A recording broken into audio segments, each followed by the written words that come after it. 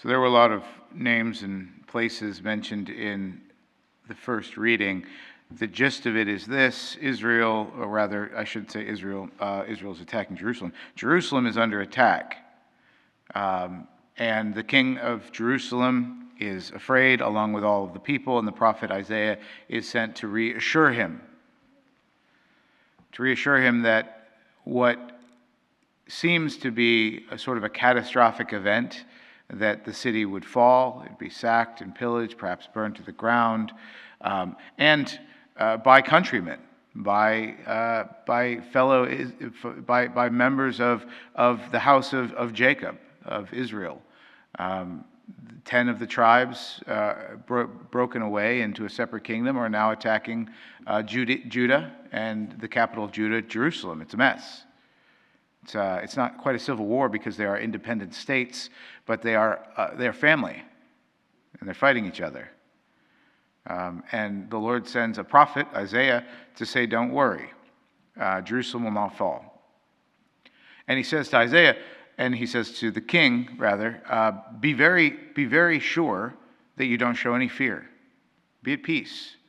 Be the testimony to the people that they need to hear, that God is in our midst and he will protect us. Right? Now, the thing is, God is in control of this situation.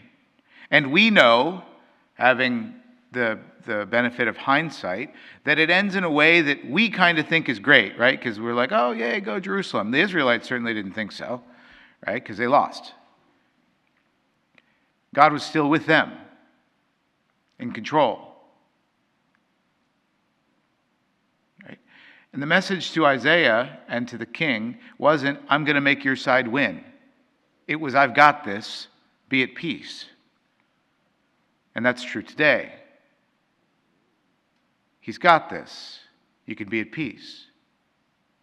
Whether we're talking about tumult in our personal lives, or we're talking about tumult in our nation, or in politics, or in interpersonal relationships, the message remains true. Take every care not to show fear, because God is with you. He's got this. Now, that's not a promise for it to end the way you want it to. That's a promise that it will end for the good. And we know from the Gospels that all things end for the good, work out for the good for those who trust in the Lord. That the Father knows how to give good things to his children, even before they ask. He's not going to offer you a scorpion when you ask for a fish, or a stone when you ask for an egg. He's going to give you what you need. On a grand scale, in human history and in global and national politics, he's going to give you what you need in your day-to-day life. Give us this day our daily bread. We ask him every day, several times a day, for those who pray a rosary, for those who pray the Liturgy of the Hours, and for those who come to daily Mass, for those who just have a devotion to the Lord's Prayer. We pray several times a day, Lord, just right now, just today, give me what I need. And this is what the Lord sends Isaiah to tell the king. I've got this. You don't have to be afraid.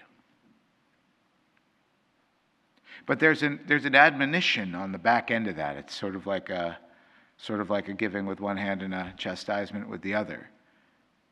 Behave like a grown-up. Be a man. Right? Do not show fear.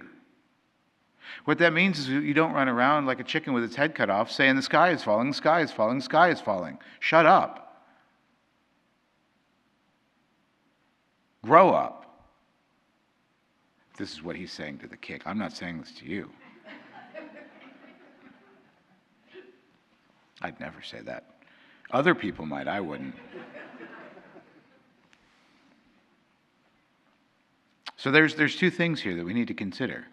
We can be at peace. God's got this. It's not going to end the way that we want it to. It might, but it's not necessarily going to. God is not our genie. He's not our pet. He is not a tame lion. He does what he wants, and what he wants is your good. That's just great for us, right? Because that's what he wants, and he's going to get what he wants. But he's not going to do it our way. He's not going to do it in our timeline. He's not going to do it how we want it to end. He's going to do it the way he wants. But he's got this. But we have to behave like people who understand that. Right? That means that our decisions, our behavior, our speech, the way we counsel and console and opine, all need to be reflective of that. Y'all, we are privy to a secret revelation as Christians. It's not secret in the sense that nobody else can find out. It's secret in the sense that we know it, and we only know it because God has told us. That he wins. And we're his, which means we win too. Why are we behaving like we don't know that? Right? So that's just great news. We can stand up today and we can walk through this day without fear. We can walk through tomorrow without fear. And then we might die the next day. Or if we have to, we could walk through that day without fear too. Because we haven't gone to the Lord yet. But one day we will. And then we'll be like, great, Lord, it's done. Let me come and relax with you. And he'll say, good job, good and faithful servant. You behaved like a mature adult. You trusted me. You asked me for what you needed. You took it when I gave it. You carried your cross that I asked you to carry. You win. That's how the story ends, y'all. Take the adventure that's in between and do it without fear.